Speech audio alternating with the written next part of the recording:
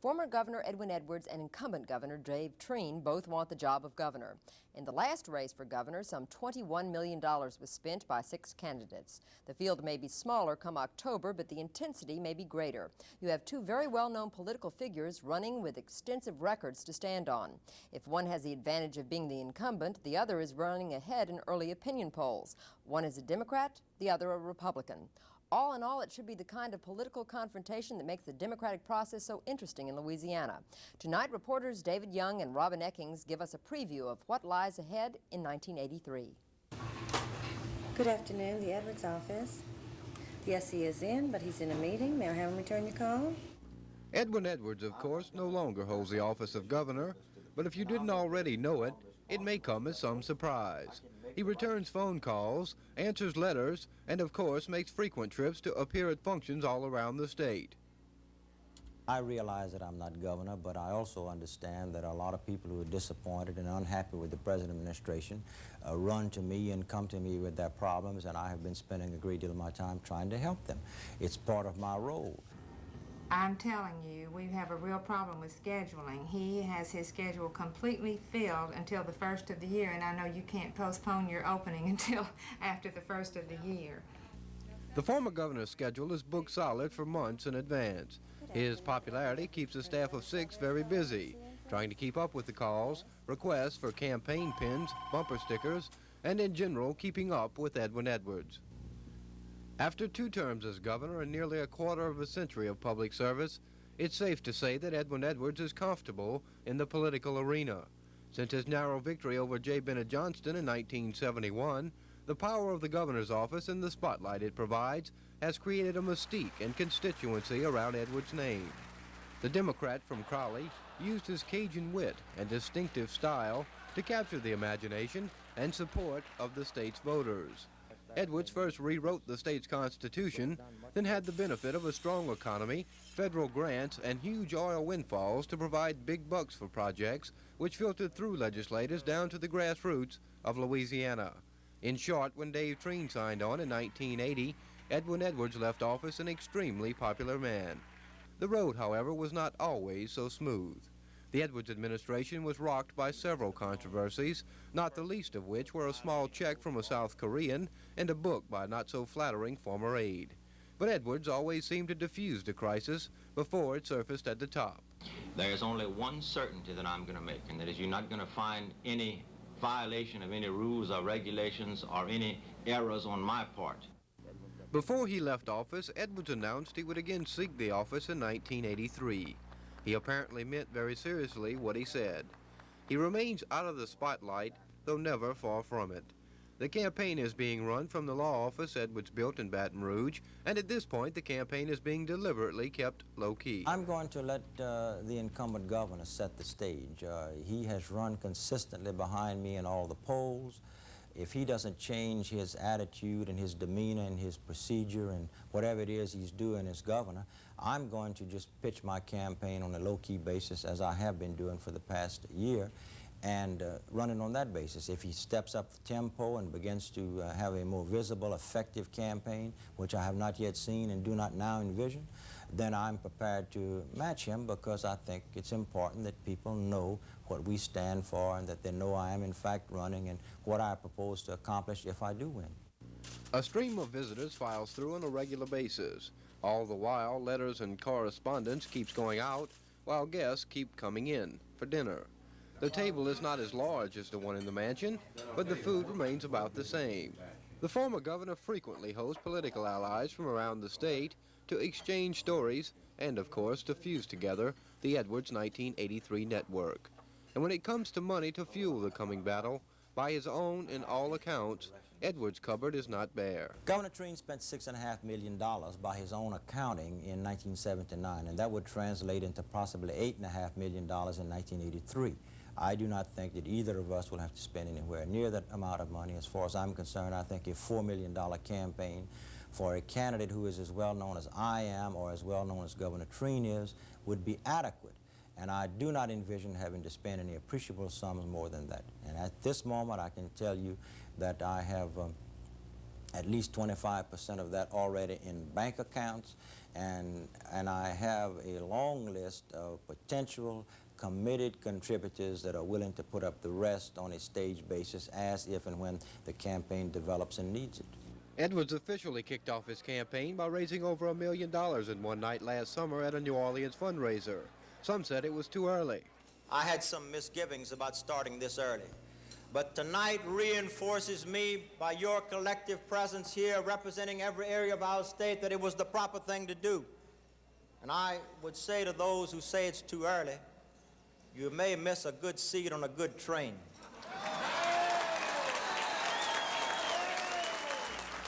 Though he is well-financed and leading in the polls, Edwards hasn't taken himself from the campaign trail. He accepts invitations of all kinds, and he readily travels the state to endorse legislators. Earning so-called political green stamps, he hopes to cash in 1983. But while he does stay busy, Edwards has taken some time off during the past 2 years to relax. He and his wife Elaine now reside in this wooded estate south of Baton Rouge, which they had built after leaving office. To get away from it all, Edwards rides his favorite thoroughbred through the small hills near his home. He is encouraged, but not content. Edwards often ventures into the wild to hunt, and his aim with a rifle has earned him some impressive trophies since leaving office, including an Alaskan bear. But his aim at the public interest, he feels, is right on target. The secret, according to Edwards, is that he can relate to people. I know what it is to go to bed at night wondering what is going to happen tomorrow to this family or that family or to these people or those people. I know what it is to worry about getting by in life, and it's that kind of confidence that I want people to get reassured of. I want them to feel that somebody cares and that if they've got a problem and can be helped, that somebody's going to help them and just not turn a deaf ear as though it's somebody else's problem all the time, because it's really all of our problems. We can't exist in a state such as this or in a nation such as this and feel that we can go about our merry way as long as we are fat, plump, and happy and not worry about the rest of society. It just doesn't work that way. And not only that, even if it worked, it's not a good way to live.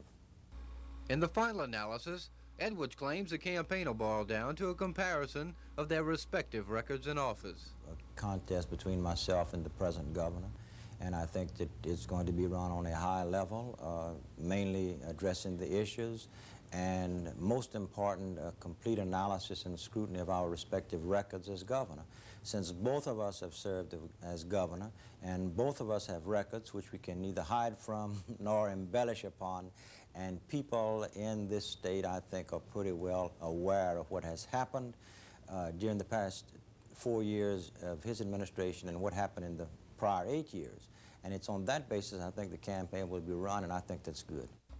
He admits it wasn't so good that the environment didn't get enough attention during his first terms, and that although he did pass a comprehensive hazardous waste act before leaving office, his thoughts on this issue, at least, have changed. Let me point out that this state for 25 years was not as careful as it should have been, and I'll accept some of the responsibility in attracting industries without making certain that we fully protected the environment. We were so anxious to get the jobs and the capital investment that we didn't pay as much attention as we should have. But also point out in defense that the rest of the nation was doing the same thing. Every state in the nation practically has a similar problem. But it is a problem, and we need to address it, and I assure you, if I've had one serious change in attitude, it has been a much higher regard and concern for the environment than I had at one time when I was not aware, as I should have been and now am, about what was happening in Louisiana. Although he expects a clean campaign, one of the issues on which he feels his bread could be buttered is what happened to all the state's money. Treen will point to the bad economy, Edwards says, but he's got his own ideas of how to explain the state's financial woes. They made the mistake of believing in 1980, when Treen first became governor, that the present economic conditions would remain static, and immediately moved to remove income taxes at the upper levels, which helped businesses, corporations, and rich individuals, but cost the state $125 million a year. They also removed the state's occupational license tax, which also helped the same category of people and cost the state $45 million a year. The PIPS program, which is a $75 million boondoggle in education, was passed. That cost $75 million a year. And the other thing is, Governor Treen himself announced a year ago that state employment had reached a saturated level, that there was no need for additional employees, and he was announcing an absolute freeze on state employment. Since that time, 5,000 additional people have been put on the state's payroll at a cost of $50 million a year. When you accumulate those four different things, it translates into a cost during a 4-year period of time of $1.5 billion. And that's what created the problem. A public opinion poll taken by Edwards indicates the public thinks he is the candidate most able to get things done. He prides himself with that finding, shrugging off persistent rumors that he may be indicted before the election for past dealings. The only consistency about the rumor, he says, is that it's consistent. And speaking to an LSU class recently, he was asked about such things, including the suggestion that he was less than honest. No one can point with any degree of certainty to a single situation where, in spite of the allegations, there was any substance to allegations of any wrongdoing on my part, although I recognize that many people in Louisiana consider me to be shady, dishonest, crooked, slick, what you have. And it's something that I'm prepared to live with, if for no other reason because my mother and I know it's not so. But she's probably the only other person who fully believes that. So whatever it takes, Edwin Edwards seems ready to recapture the governor's office in 1983. He is out often, pressing the flesh and reinforcing his claim to be the state's #1 citizen. To say the least, he is very confident. Already in his own mind, Edwin Edwards can envision what newscasters will be saying the morning after. Well, we tried a 4-year experiment with a Republican governor, and it didn't seem to work very well because the results of yesterday's election indicate that people are looking for a change. I might say as a newscaster, although I'm not supposed to give an opinion, that probably the results of the election yesterday were more a reflection on disenchantment with Dave Treen than with the Republican Party. And probably had the Republicans had a better governor, they may have done better yesterday. Or to state it another way, I don't know that it was a race between Democrat and Republican. I think it was a race between Edwin Edwards and Dave Treen, and Edwin Edwards won. Why did he win? I think because people out there feel that I care and that I'm concerned and that I can do the job and that I work at it and make things happen. On the other hand, whether I'm entitled to that critique, I don't know. I like to believe I am, and whether he's entitled to his image, I don't know, but I think people kind of look at him as being unconcerned, aloof, and either unwilling or unable to make things work and make them happen. And if you look at his record, I think that it pretty well shows that. It just did not get put together.